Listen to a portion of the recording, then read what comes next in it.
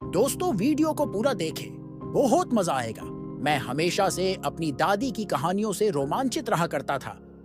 उनकी सबसे प्रिय कहानी उस म्यूजियम की थी जो हमारे गांव के पास एक सुनसान इलाके में स्थित था। वह कहती थीं कि वह म्यूजियम शापित था और जो भी वहां गया वह कभी लौट कर नहीं आया। उनकी यह बात मुझे हमेशा रहस्यमयी लगती थी।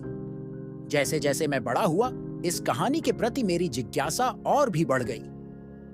कई सालों बाद जब मैं अपनी पढ़ाई पूरी कर गांव लौटा तो दादी की बातें फिर से मेरे मन में ताजा हो गईं। मैंने गांव के कुछ बुजुर्गों से उस म्यूजियम के बारे में पूछा, लेकिन किसी ने भी स्पष्ट रूप से कुछ नहीं बताया। ज्यादातर लोगों ने चुप्पी साध ली। केवल एक व्यक्ति, रघु काका, मुझसे कुछ बातें साझा करने को तैयार हुए। उन्होंने मुझे चेतावनी दी कि वह म्यूजियम शापित है और वहां जाने वाले लोग कभी लौटकर नहीं आते। रघु काका की बातें सुनकर मेरे मन में डर तो हुआ, लेकिन साथ ही म्यूजियम के रहस्य को जानने की उत्सुकता और भी बढ़ गई। मैंने ठान लिया कि मैं वहां जाऊंगा और इस रहस्य का पता लगाऊंगा। एक रात जब पूरा गांव सो रहा था, मैं अपनी टॉर्च लेकर म्यूजियम की ओर निकल पड़ा। रास्ते में घने जंगल से होकर गुजरते हुए मुझे अजीब सी बेचैनी महसूस हो रही थी। जंगल के पेड़ हवा में ऐसे हिल रहे थे जैसे कोई अदृश्य ताकत मुझे रोकने की कोशिश कर रही हो। करीब 1 घंटे की यात्रा के बाद मैं म्यूजियम के सामने पहुंच गया। यह एक पुरानी टूटी फूटी इमारत थी। दरवाजा जंग लगा हुआ था और चारों ओर झाड़ियां उगी हुई थीं। मेरे भीतर एक अजीब सा खौफ था, लेकिन जिज्ञासा ने मुझे अंदर जाने के लिए मजबूर कर दिया। जैसे ही मैंने दरवाजा खोला, एक ठंडी हवा का झोंका मेरे चेहरे पर लगा। अंदर का माहौल बहुत ही स्याह और डरावना था। फर्श पर धूल की मोटी परत थी और दीवारों पर अजीब आकृतियां बनी हुई थीं। मैंने टॉर्च की रोशनी के सहारे अंदर कदम रखा। अचानक मुझे पीछे से किसी के चलने की आवाज सुनाई दी। मैंने तुरंत मुड़कर देखा, लेकिन वहां कोई नहीं था। मैंने सोचा कि यह मेरी कल्पना हो सकती है और मैं आगे बढ़ने लगा। म्यूजियम के अंदर कई कमरे थे। एक कमरे में मैंने एक बड़ा सा आईना देखा। जैसे ही मैंने उसमें देखा, मुझे अपने पीछे किसी की परछाई नजर आई। वह एक औरत थी, सफेद साड़ी में लिपटी हुई, जिसके बाल उसके चेहरे को ढक रहे थे।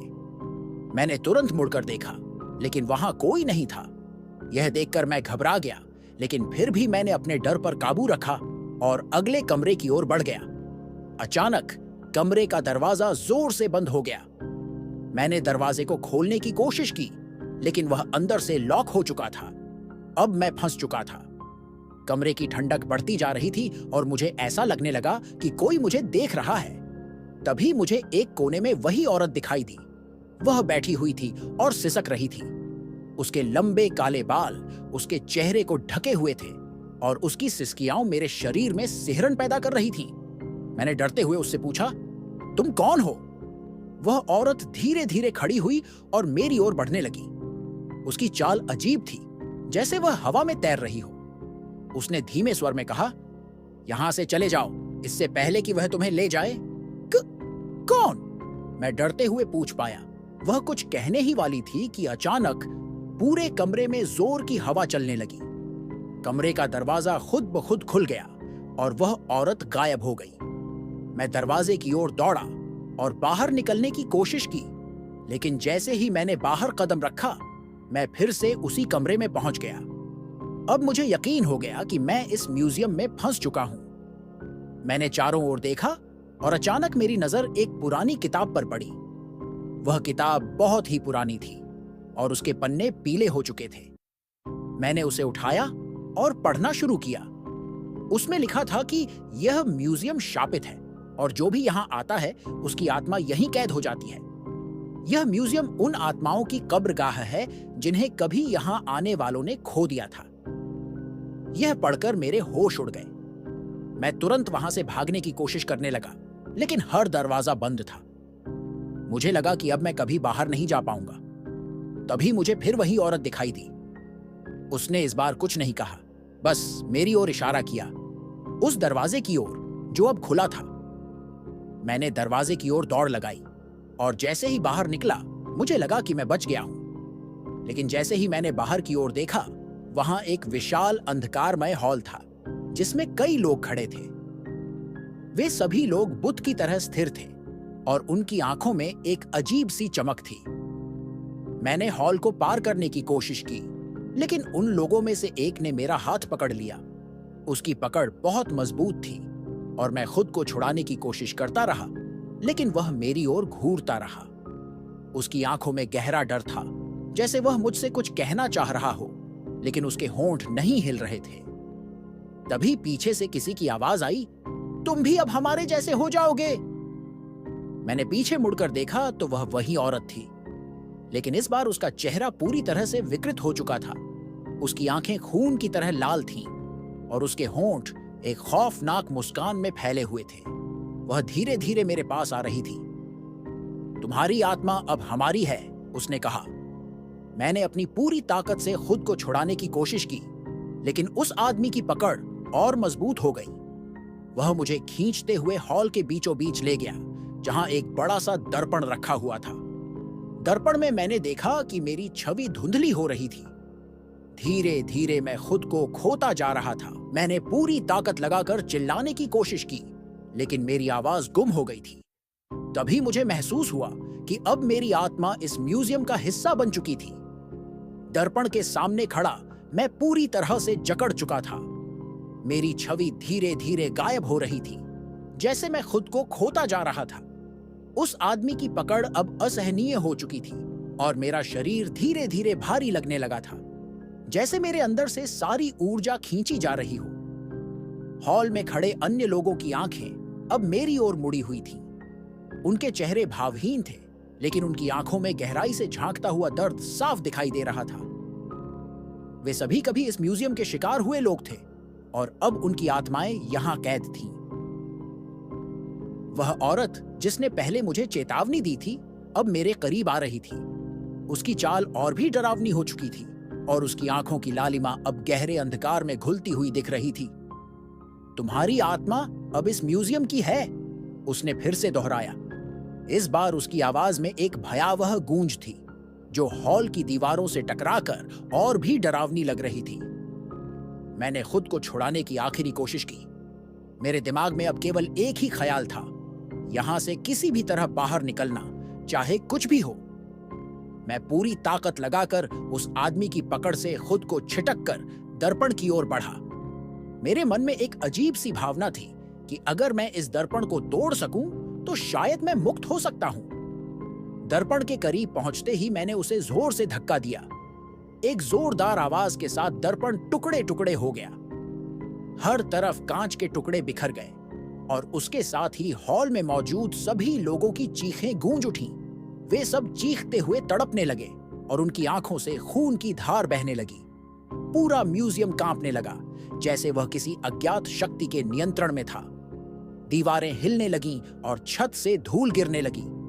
उस औरत का चेहरा अब और भी विकृत हो चुका था। उसने चीखते हुए कहा, तुमने हमारी मुक्ति को रोका है। उसकी आवाज इतनी डरावनी थी कि मेरे कानों में गूंजते हुए दर्द का एहसास होने लगा। लेकिन दर्पण टूटने के बाद हॉल में अचानक अजीब सी शांति छा गई। चारों ओर का माहौल बिल्कुल ठंडा और स्थिर हो गया था। मैं अभी भी खड़ा था, लेकिन मुझे महसूस हो रहा था कि मेरे अंदर कुछ बदल गया था। वह आदमी जिसने मुझे पकड़ा था, अब जमीन पर गिर पड़ा था। उसकी आंखों में राहत का भाव दिख रहा था, जैसे वह अंततः किसी पीड़ा से मुक्त हो गया हो। हॉल में खड़े बाकी लोग भी धीरे धीरे धराशायी हो रहे थे और उनके चेहरे पर शांति के भाव दिखाई दे रहे थे। ऐसा लग रहा था कि उनकी आत्माओं को आखिरकार मुक्ति मिल गई थी। लेकिन उस औरत का चेहरा अब भी मेरे सामने था। उसकी लाल आंखें अब बुझ चुकी थीं, लेकिन उसके होंठ एक विचित्र मुस्कान में फैले हुए थे। तुमने हमें मुक्त कर दिया, पर तुम कभी मुक्त नहीं हो सकते, उसने धीमे स्वर में कहा। उसकी आवाज अब पहले जैसी भयानक नहीं थी, बल्कि उसमें एक अजीब सी कड़वाहट थी। मैंने चारों ओर देखा। हॉल में अब कोई भी जीवित नहीं था। सभी लोग जिनकी आत्माएं यहां कैद थीं, अब शायद मुक्त हो चुकी थीं। लेकिन मैं अब भी वहीं खड़ा था। मुझे एहसास हो गया था कि दर्पण को तोड़ने के बाद मैं इस शापित म्यूजियम का हिस्सा बन चुका हूं। जैसे ही मैं बाहर निकलने के लिए मुड़ा, म्यूजियम के दरवाजे खुद ब खुद खुल गए। बाहर वही सुनसान जंगल था और रात की ठंडी हवा अब मेरे चेहरे पर बह रही थी। लेकिन मुझे अब पता था कि मैं कभी यहां से बाहर नहीं जा सकूंगा। मैंने म्यूजियम से बाहर कदम रखा, लेकिन जैसे ही मैंने बाहर की ओर देखा, मुझे चारों ओर वही अंधकार दिखाई देने लगा। उस रात के बाद मैं कभी भी अपने गांव नहीं लौट पाया। अब मैं इस म्यूजियम का एक हिस्सा हूं, जैसे बाकी लोग थे, और जो भी यहां आएगा वह मेरी तरह फंसेगा जब तक कि वह खुद को इस शाप से मुक्त न कर सके। अब मैं उस म्यूजियम का हिस्सा बन चुका था, जैसे बाकी लोग थे। मेरे अंदर एक अजीब सी शांति और असहायता दोनों थी। मैंने कई बार बाहर निकलने की कोशिश की, लेकिन हर बार म्यूजियम के दरवाजे से बाहर कदम रखते ही मैं फिर से उसी हॉल में लौट आता। यह एक अंतहीन चक्र था, एक बंदी गृह जिससे कोई छुटकारा नहीं था। दिनों और रातों का कोई मतलब नहीं रह गया था। म्यूजियम के अंदर समय जैसे रुक चुका था। वहां कोई खिड़की नहीं थी, कोई घड़ी नहीं थी। मैं हर वक्त उसी रहस्यमयी हॉल में भटकता रहता। दीवारों पर लटकी तस्वीरें, टूटी फूटी मूर्तियां और पुरानी धूल भरी किताबें, ये सभी अब मेरे अस्तित्व का हिस्सा बन चुकी थीं। मुझे एहसास हो गया था कि मैं अब भी जिंदा था, लेकिन मेरा शरीर, मेरी आत्मा कहीं खो गई थी। मुझे नहीं पता कि कितने दिन बीत गए थे, लेकिन एक दिन मुझे म्यूजियम के दरवाजे की चरमराहट सुनाई दी।